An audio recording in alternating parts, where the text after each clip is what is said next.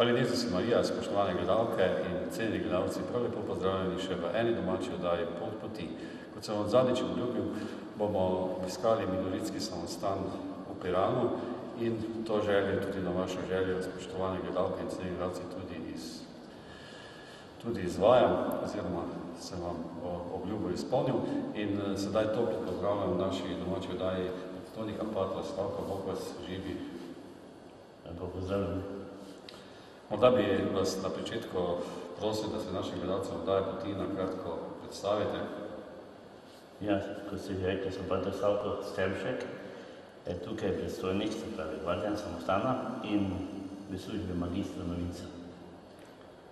Kako vas je pa Bog poklical ta težek, lep duhovni poklic? Ja, ta zgodba bo zelo dolga.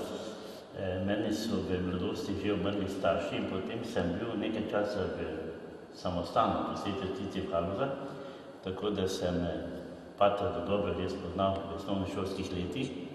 Potem sem se nekako odločil za gimnazijo, klasično v Zagrebu, želel, da bi postal redovnik, vendar nisem bil nič obremenjen, če bo, če ne, tako je, potem vse se nadaljevalo, da sem postal tudi redovnik. Nahajamo v prostoru, ki se imenuje molitveni kor.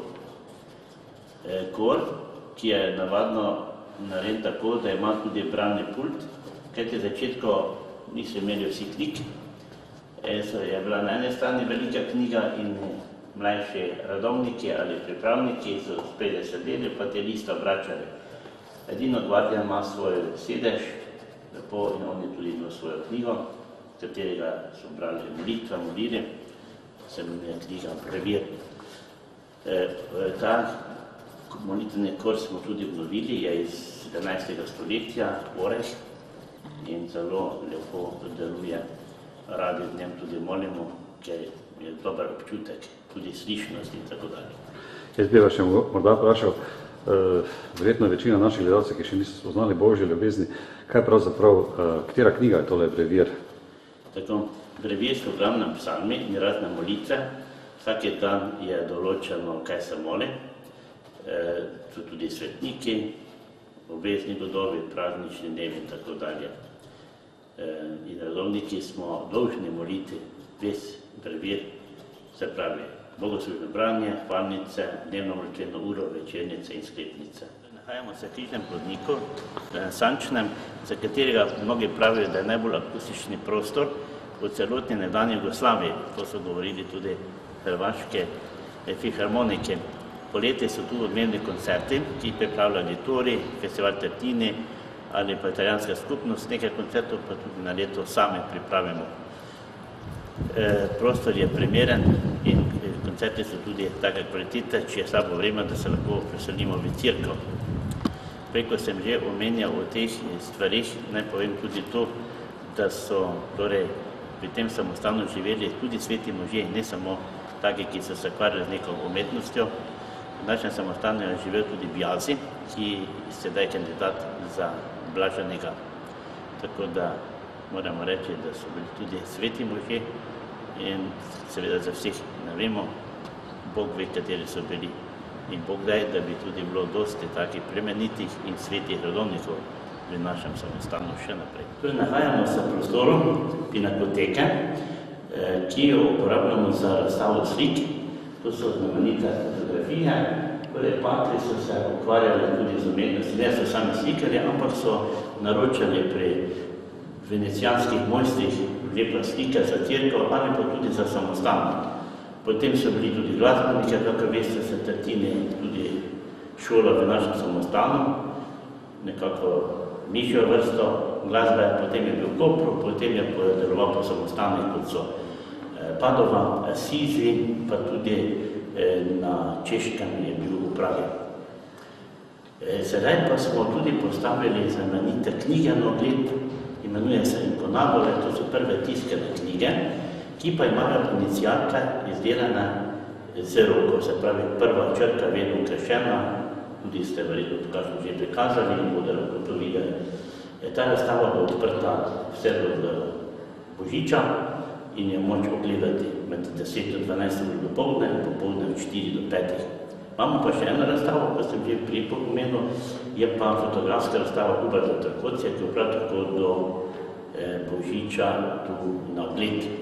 Predstavlja pa 3 redovne zaobljube. To bodo naši gledalci tudi videli, je pa verjetno razstavo možno videti čez cel dan. Tako. Naj še tudi povem, da so bili patri, v tem samostanu znanstveniki. Imamo poznanega patra Ticiosa, ki se ukvarjal z algami in te alge pošiljal po celem avstro-ogrskemu teritoriju takrat. Potem so bili tudi razni pisatelji, glasbeniki in še kaj drugo. Hvala lepa.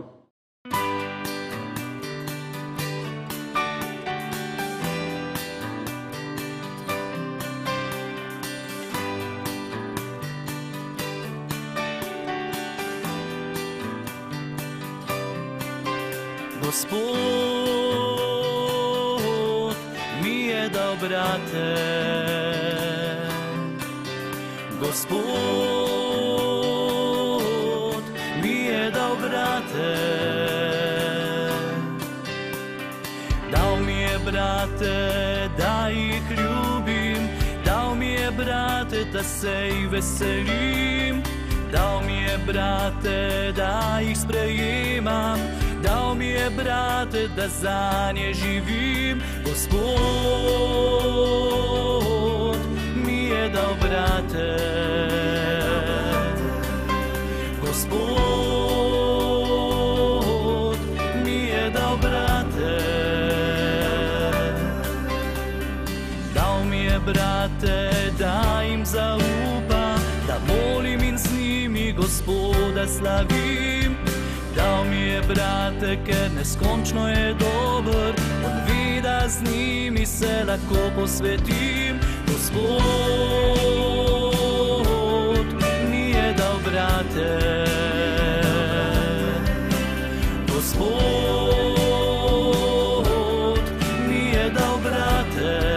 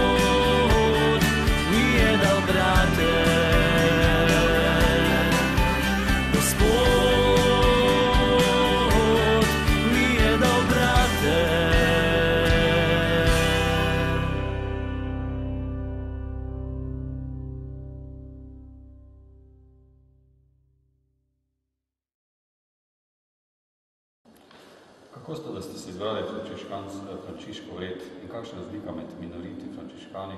Oceni, verjetno bi to naše gledalce tudi zanimalo, čeprav ve, SIS je pravzaprav oček sveti Frančišek Asiški. Ja, sem že povedal, da sem živel v okolju, kjer so delovali redovniki, torej minoriti sveta Franca Gabra. Tako da ni bilo vprašanje, kaj bi bil. Poznal sem tudi sicer škofijske duhovnike, ki so vodili tja na rekolekcije, ki so zadrževali v samostanu. Kaj pa sprašujete o minoriti, frančiškanih in kapucinih, je pa seveda dolga zgodba. Tudi Frančišek je postavil eden red, se pravi moški, frates minores, se pravi manjši bratje.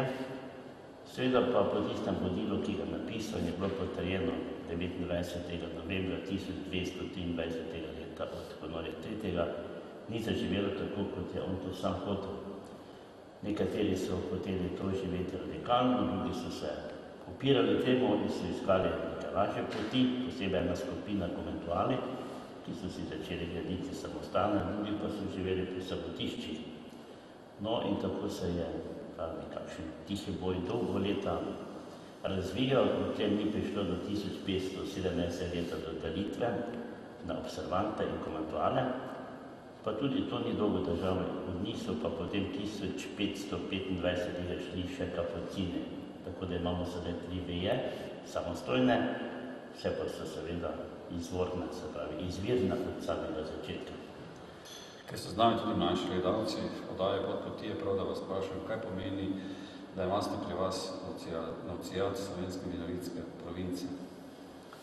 Ja, torej, če bi se zdaj malo posegla nazaj, kako smo minoriti pravzaprav prišli v Slovenijo po Italiji in preko Avstrije in najstarejši samostan je v Ptuju leta 1239 je datiran, naš pa 1301 v Piranu, čeprav so že seveda bili prej tukaj prav gotovo Patri, vemo, da so bili že v Kopru, potem Miljah, Trstu, potem pa v Istri so se kar vrstili samostane drug za drugim.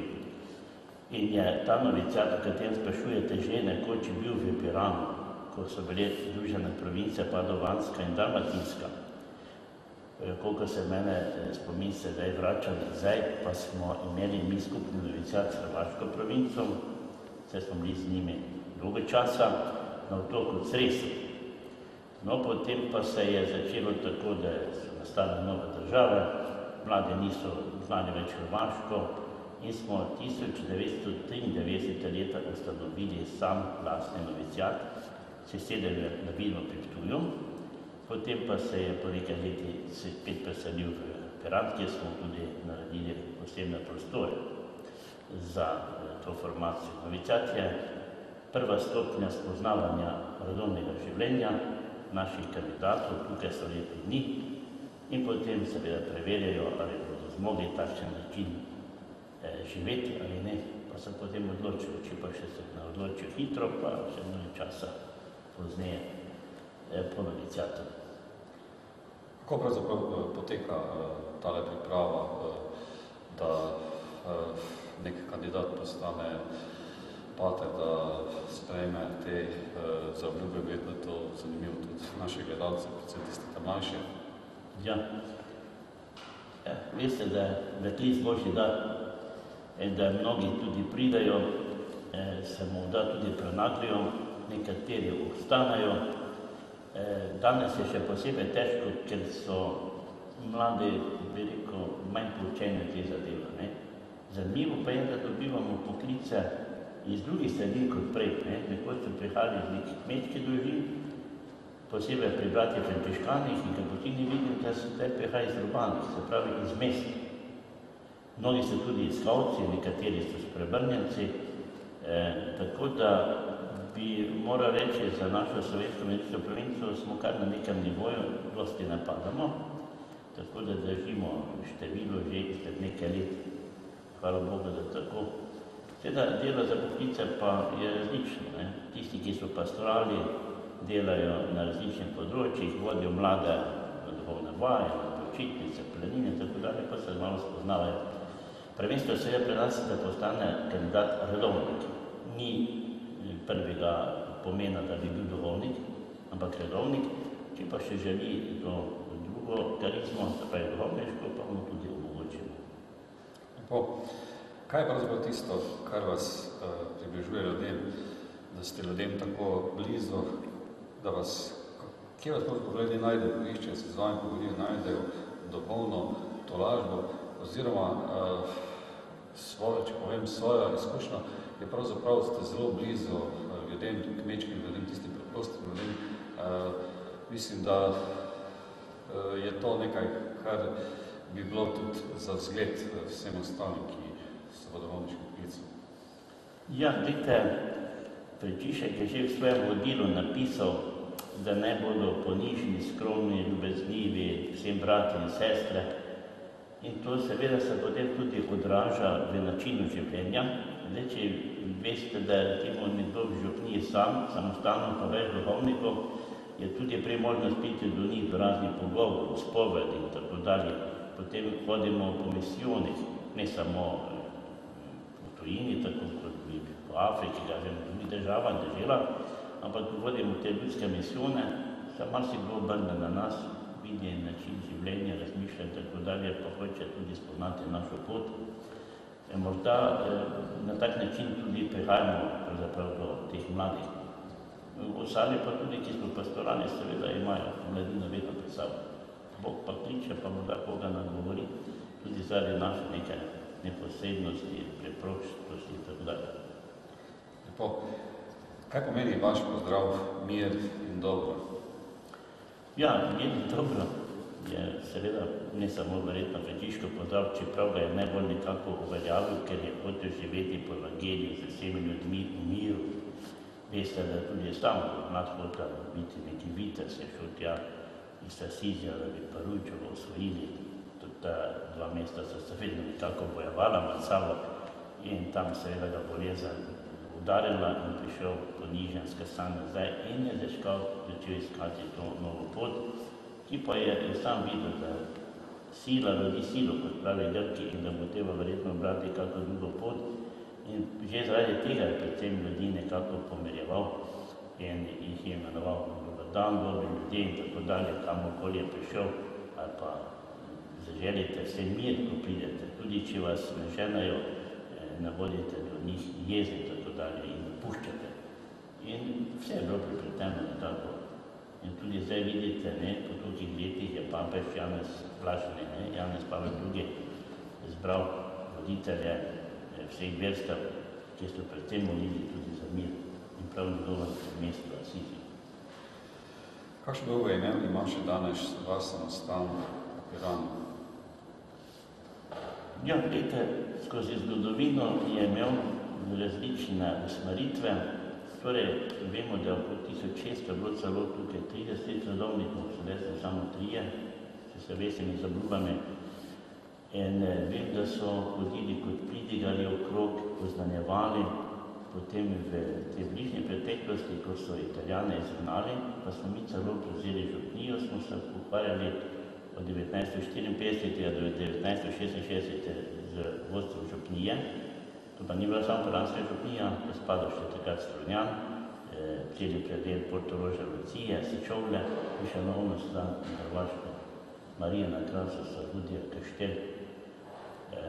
Tako da vedno smo bili nekako, čeprav samostalno, povezani z ljudmi, saj je Frančišek tudi napisal, da našemu redu ne sme biti nobena dejavnost tuja. To je pa bil sveti Jožef, vaš zavetnik. Sveti Jožef, Blaženi mož Device Marije, vsaka pravica ima nekakega, protektorja, zaščitnika, in tako je že bilo davno izbrano. In smo ponovno, ko smo provinco ustanovili, ga vzeli v svojo sredo, in nas varuje in čuva. Lepo. Ali nam lahko poveste nekaj o družini Tartini? Ja, glede, zanimiva je bila ta družina. Oče tega glasbenika, Giuseppa Tartinija, ki je pokopan v Padovi, je bil, bi rekli, nekako samostanski prijatelj, dobrotnik. Patri so v zgodovini žal tudi precej stvari dobili, bi rekli, solinska polja, vinograde, oljčne nasade, to pa zaradi, bi rekli, tega, da so nekateri smeli biti tudi tu pokopani.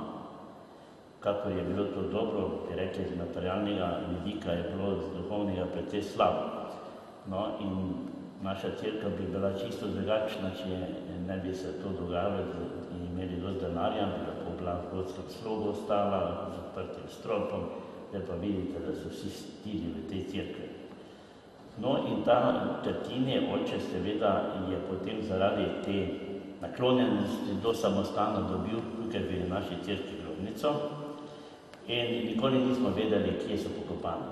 Ko pa se je arhiv vračal, ki je bil v hrambi v mestnem arhivu, piranskem, smo našli neko polo in so bile tam napisane vse grobnice, tudi tiste, ki niso imela imena. Vedeli pa smo, da je družina Tartini v tej cerkvi, nismo povedali kje, in to se je prav zgodilo ob 300-letnici rojstva. Se pravi, odkrito je bila ta grobnica 1992 leta, potem pa smo dali napis, da to grobnico samostan podarja družini Tartini tega leta. Ali si Pirančani vzamejo čas za molitev, obisk svete maše, ali je to postavljeno bolj ob rob Pirančani, dobro ste vprašali. Zdaj, kdo so Pirančani? Če vprašate te avtohtonce, ki so tukaj okrog Pirana, okrog mest, bi rekli, da jih več ni. To so bili Italijani in 1954 leta, ko je bila zona AB, se negotovo so kar pomahali in pobrisali. Redki so ostali, tisti morda neporočeni stari Petra. Jaz se še spomnim, ko sem bil prvi v Piranu, da so še bili pravi Italijanki, ki niso znali ni slovensko, tih več ni. Tako da prebivalstvo Pirana je silno mešano. Največ je muslimanov, potem so tudi pravoslavci, tudi precej Hrvatov je z Istre, Slovencev pomeni ne po številu. Zdaj, če si vzamajo za molitev, naj vam povem, da ima Piran 3000 prebivalcev, samih, ne turistov, pozivi se to da prešteti, in da imamo v župniji Svetega Jurija skupaj z našimi, ki hodijo v samostansko cerkev, 130 ljudi v mašu. Če vzamajo, precej ljudi prihaja celo dvakrat k maši, nekateri tudi ostajajo, recimo naša cerkev je edina, ki je pravzaprav odprta, ki gre v te skozi hodnik. Marsikdo zaide tudi tako, pa moli. Potem razne skupine so tudi molitvene, ki se rade zbirajo, mi imamo Frančiškov svetni red in te osebe praktično tudi polnijo našo cerkev. V zimskem času, poletje pa se je V mesecu oktobru praznujemo god svetega Frančiška Asiškega. Kako ko vi kot pater vidite svojega ustanovitelja, v čem je dal tisti navdih, verjetno tudi vsem ostalim bratom? Ja, to sem dobil večkrat vprašanje. Veste, samega začetka, ko sem bil v vzgoji, kaj dosti o Frančišku nismo niti vedeli. Naša duhovnost nekako tudi Zagrebu se spomnim temeljila na jezuitski in tudi takšna duhovna vaja smo imeli v Nonovici Akosa, potem je slišal sveta Frančišku. In komaj ob slovesih za Ljuba smo prvič šli v Siti, danes pa ti otroci že hodijo, tako da Frančiška dobro poznajo, mi pa smo se potem bolj starejši začeli učiti, čeprav smo se začeli živeti po njegovem vodilu. Tako da danes mi verjetno noben je tudi med nami, naši provinci, ki Frančiška ne bi dobro poznal, njegov način življenja in se mu želel čim bolj približati. To je tudi smisel našega življenja. To, kar ste že začetku spraševali, če tako živimo, potem tudi verjetno ljudje to začutijo in vidijo, da je to prava pot. Vsem ljudem biti prijatelj, mirovnik, dobrotnik in tako dalje. Lepo Bogu, hvala za tako. Kaj bi položili na koncu oddaje Pot našim gledalcem? Morda jih povabili na obisk vašega lepega, čudovitega samostana, kdaj imate svete maše, morda kakšno večjo slovesnost? Ja, torej letos smo praznovali že 710. obletnico, so bile lepe tudi prireditve, ne samo bogoslužja, imamo še trenutno z eno razstavo, ki bo še skoraj do Božiča, Mir in dobro, kjer so predstavljene 3 zablube, posnel jih je objektiv, slikar oziroma fotograf, mojster fotografije Hubert Rankoci. V Pinakoteki pa imamo redko razstavo in ponavo, tam tudi do Božiča, jih lepo vabimo, če bodo prišli. Mnogi, ki pride k nam, pravijo tako mirno, da se lahko počutijo, da je prava klima, kot temu rekli. Vedno smo odprti, ne samo po očitnicah, ko imamo dosti gostov, vsakekrat so ljudje dobrodošli, tako prije k nam, ali pa tudi pri nas nekaj časa živijo. Te vdaje vaše tudi želim se lepo, da bi to ljudje prebrali. Sam sem že malo brskal, ko ste mi dali naslov, pa vidim, da so lepa stvari. Intervjuji dobri, pa marsikaj človek lahko dobrega tudi odnese zase. Hvala lepa, Bogu, hvala. Pa da še gledalcem povedali, kdaj imate svete maše, kajti veliko ljudi prihaja na morje, na obisk, pozabijo pa na tisto drugo, da je človek tudi duhovno biti, da treba tudi nekaj narediti zase in za Boga. Ja, se bo lahko zapomnite. Vedno pri nas maša ob 8 uri. Razen, ko so še te 3 dnevnice, čas svetemu Antonu, čas svetemu Frančišku in Brezmadežni, so tudi večerne maše. Včasih so te maše začeli ob 7, včasih ob 6, kako se pa čas spreminja. Drugače pa je vedno maša ob 8 uri. Tudi v nedeljo pa praznik? Vedno. Pater Milan, jaz se vam iz srca zahvaljujem za gostoljubnost, lep sprejem in vam iz srca se vam zahvaljujem za pogovor, da ste spremljali za naše gledalce oddaje Poti. V naslednji oddaji bomo obiskali bolnišničnega domovnika v Ljubljani in ste toplo vabljeni. Jaz vas pa lepo pozdravljam z Pirana, morda obiščete ta čudovit samostan, pomolite, najdete tudi čas zase, za Boga, pripeljete družino svoje najbližje in vas pozdravljam s tistim lepim krščanskim pozdravom. Hvaljen Jezus in Marija, do naslednjega snidenja v oddaji Poti.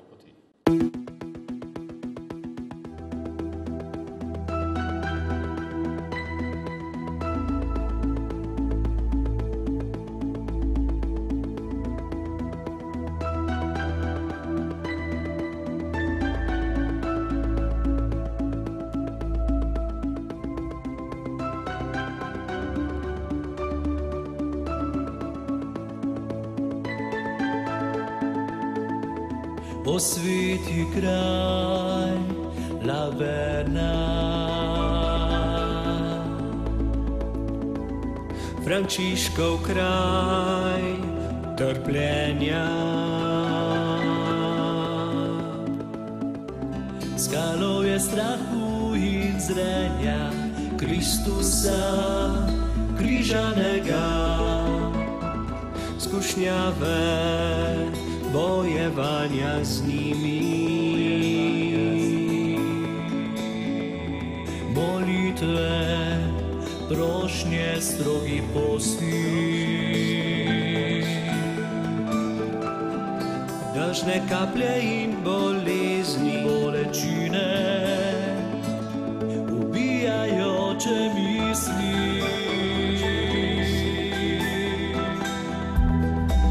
Frančišek vztraja, on se nikoli ne predaja, zaupa v Boga, v celovitost ima Kristusa. A Frančišek vztraja, on se nikoli ne predaja, zaupa v Boga, postima Kristusa.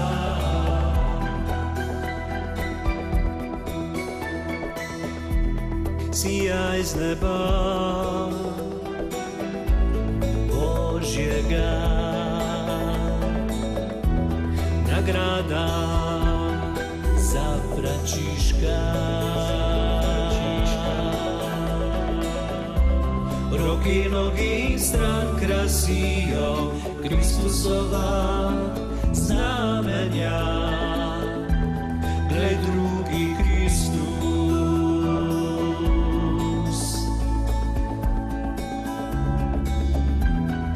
Mož boleči, trpljenja,